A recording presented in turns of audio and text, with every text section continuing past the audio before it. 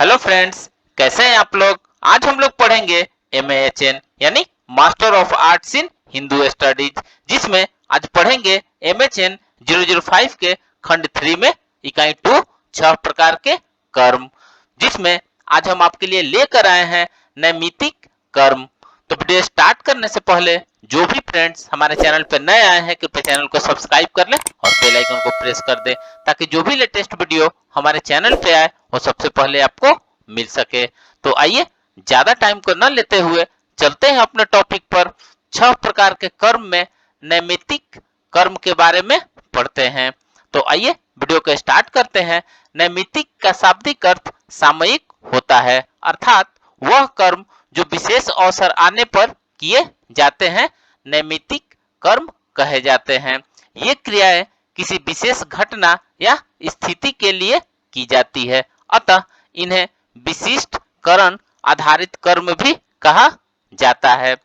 किसी निमित्त को प्राप्त करके अवश्य करणीय रूप से जो कर्म वेद में विहित किए गए हैं उन्हें निमित्त निमित्त काम में होने के कारण नैमित्तिक कर्म कहते हैं। पुत्र जन्म इत्यादि से संबंध रखने वाले जात्येष्टि आदि नैमित्तिक कर्म है।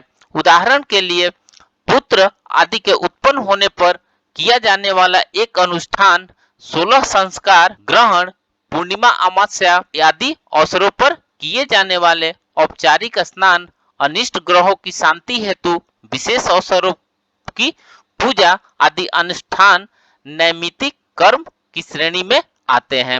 रोग अथवा व्यक्तिगत जीवन या कार्य व्यवसाय इत्यादि की समस्याओं के समाधान के लिए ग्रहों के आधार पर किया जाता है, तो यह ग्रह शांति कर्म भी नैमित्तिक कर्म की श्रेणी में आता है। इससे 9 ग्रहों से संबंधित वस्तुओं का दान, रत्न धारण और मंत्र जप आदि द्वारा ग्रह शांति की जाती है। नैमित्तिक कर्म जीवन में किए जाने वाले कर्तव्यों के पालन से संबंधित है। इन कर्मों में सक्रिय रूप से भाग लेने से व्यक्ति परमात्मा के साथ अपना संबंध दृढ़ करते हैं और अपनी आध्यात्मिक विकास को दृढ़ करते हैं। हिंदू धर्म में संस्कार की अवधारणा सर्वोपरि महत्व रखती है और अनुयायियों के विश्वासों, मूल्यों और व्यवहारों को मार्गदर्शन देने और गढ़ने में महत्वपूर्ण भूमिका निभाते हैं। इन संस्कारों में व्यक्ति और समाज की आध्यात्मिकता का विकास, नैतिकता का विकास और सामाजिक सद्भाव को बढ़ावा देने के उद्देश्य से जन्म से मृत्यु पर्यंत व्यक्ति के पूरे जीवन काल में किए जाने वाले अनुष्ठानों, समारोहों और रीति रिवाजों की एक विस्तृत श्रृंखला शामिल है। ये संस्कार केवल सतही अभ्यास मात्र नहीं है, बल्कि गहरे अर्थ और प्रतीकात्मकता रखते हैं जो ब्रह्म तत्व और मानव अस्तित्व के बीच संबंध का प्रतिनिधित्व करते हैं। वे व्यक्तियों में सद्गुण, अनुशासन और धार्मिकता पैदा करने के साधन के रूप में काम करते हैं, जिससे यह सुनिश्चित होता है कि वे हिंदू धर्म ग्रंथों और परंपराओं की शिक्षाओं के अनुसार एक धार्मिक और उद्देश्यपूर्ण जीवन जी सके। इसके अतिरिक्त संस्कार व्यक्तियों को उनके पूर्वजों और विरासत से जोड़ने के साधन के रूप में भी कार्य करता है, क्योंकि इन्हें पीढ़ियों से चले आ रहे सदियों पुराने रीति रिवाजों का अनुपालन में किया जाता है।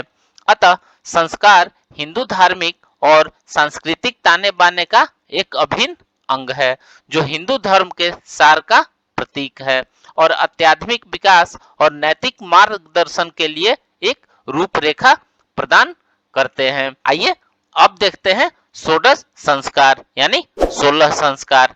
जिस प्रकार खाद्यान्न का उपयोग योग्य बनने के लिए विभिन्न चरणों से गुजरना पड़ता है, उसी प्रकार आध्यात्मिक ऊर्जा को भी स्वीकार्य बनने के लिए विभिन्न प्रक्रियाओं की आवश्यकता होती है। इन प्रक्रियाओं का मुख्य लक्ष्य मानवीय ऊर्जा को शुद्ध करना है। ऋषियों द्वारा हमारे कर्मों को संयमित करने के पीछे पूर्णतः वैज्ञानिक सोच है, जिसका उद्देश्य आध्यात्मिक उन्नति है। नैमित्तिक कर्मों में वर्णित षोडश कर्मों का उद्देश्य इसी आध्यात्मिक उन्नति और शुद्धता को प्रदान करना है।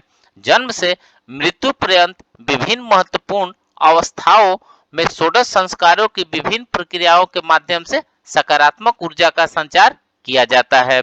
हमारे ऋषि मुनियों ने मानव जीवन को पवित्र एवं मर्यादित बनाने के लिए वेदोक्त संस्कारों का उल्लेख बार बार किया है। धार्मिक ही नहीं, वैज्ञानिक दृष्टि से भी ये संस्कार व्यक्ति की जीवन यात्रा में अत्यंत महत्वपूर्ण भूमिका निभाते हैं। ब्रह्मसूत्र भाष्य के अनुसार व्यक्ति में गुणों का आरोपण करने के लिए जो कर्म किया जाता है उसे संस्कार कहते हैं। हिंदू धर्म ग्रंथों में 16 प्रकार के संस्कार प्रलेखित किए गए हैं। स्मृति चंद्रिका द्वारा जातुकर्ण में उद्धत षोडश संस्कार भी इस प्रकार से होते हैं, जैसे कि पहला गर्भाधान, दूसरा पुंसवन, तीसरा सीमोत्तनयन और चौथा जातकर्म, पांचवा नामकरण, छठा अन्नप्राशन, सातवां चूड़ाकरण, आठवां उपनयन, नौवां वेदारंभ, 10वां ब्रह्मव्रत व्रत और 11 वेद व्रत, 12 गोदान, 13 समावर्तन, 14 विवाह, 15 ब्रह्म व्रत और 16 अत्यंत कर्म। ये 16 संस्कार हैं। अब प्रश्न यह उठता है कि इन संस्कारों से कैसे कोई लक्ष्य अथवा ब्रह्म प्राप्ति तक पहुंच सकता है। तंत्रवर्तिक के अनुसार योग्यता चोदधाना क्रिया संस्कारा इत्युच्यते, अर्थात संस्कार की वे क्रियाएं और रीतियां जो योग्यता प्रदान करती है। यह योग्यता दो प्रकार की होती है। पाप मोचन से उत्पन्न योग्यता अर्थात नवीन गुणों से उत्पन्न योग्यता। मनुस्मृति संस्कारों के उद्देश्य को बताते हुए कहती है कि द्विजातीय में माता पिता के वीर्य एवं गर्भधारण के दोषों को गर्भधान समय के होम तथा जात कर्म यानी जन्म के समय के संस्कार से, चौल यानी मुंडन संस्कार से तथा मुंज की मेखला पहनने से यानी उपनयन से दूर किया जाता है। तदुपरांत वेदाध्ययन, व्रत, होम, विद्याध्ययन, पूजा, संतानोत्पत्ति, पंच महायज्ञों तथा वैदिक यज्ञों से आत्मा को ब्रह्म प्राप्ति के योग्य बनाया जाता है। हिंदू संस्कार व्यक्तियों में बाह्य परिष्कार और नैतिक विकास दोनों को बढ़ावा देने के लिए विभिन्न वैचारिक और धार्मिक विधियों को शामिल करते हैं। सविधि संस्कार अनुष्ठानों से संस्कृत व्यक्तियों में विलक्षण तथा अद्वितीय गुणों का विकास होता है। संस्कारों से हमारा जीवन बहुत प्रभावित होता है। संस्कार के लिए किए जाने वाले कार्यक्रमों में जो पूजा, यज्ञ, मंत्रोच्चारण आदि होता है उसका वैज्ञानिक महत्व भी होता है। तो फ्रेंड्स, इस प्रकार से आज हमने 6 प्रकार के कर्म में नैमित्तिक कर्म के बारे में पढ़ा। तो मिलते हैं एक नए वीडियो के साथ में, तब तक से हमारे चैनल पे बने रहिए। धन्यवाद।